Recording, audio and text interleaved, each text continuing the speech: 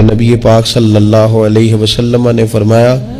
جو گوشت حرام سے پلے گا وہ جنت میں نہیں جائے گا۔ اپنے بچوں کے لیے رزق حلال کا بندوبست کریں، جس طرح ڈھونڈ کے لاتے ہو نا بچوں کے لیے اچھا گوشت، ڈھونڈ کے لاتے ہو نا بچوں کے لیے وہ غذا جس میں ملاوٹ نہ ہو، ڈھونڈ کے لاتے ہو نا بچوں کے لیے وہ والا کھانا جو غیر معیاری نہ ہو، معیاری ہو، ڈھونڈ کے لاتے ہو نا خالص چیزیں اپنے بچوں کے لیے، اسی طرح ان کے لیے طیب اور طاہر رزق بھی لے کے آؤ تاکہ ان کے اندر روحانیت پیدا ہو، تاکہ تقوی کی روشنی دوڑے۔ امام حسن رضی اللہ تعالیٰ عنہ مسجد نبوی شریف میں تشریف لائے تو صدقے کی کھجوروں کا ڈھیر لگا ہوا تھا، ایک کھجور بچپنا تھا، اٹھا کے منہ میں رکھ لی،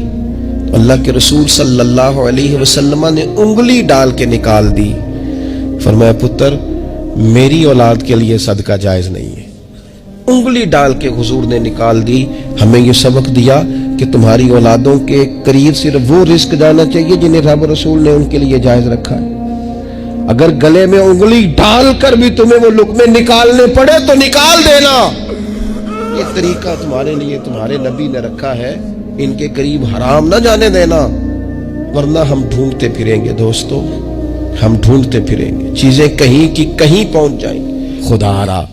ان کا قصور کیا ہے نونہالوں کا؟ یہ تو ہماری گود میں پلتے ہیں، کیوں ہم انہیں وہ والا مال لا کے دیتے ہیں جو ان کے لیے جائز نہیں؟ کیوں ایسی چیزیں انہیں فراہم کرتے ہیں کہ ان بیچارے بھولوں کو پتہ ہی نہیں ابا کیا کچھ لے آیا؟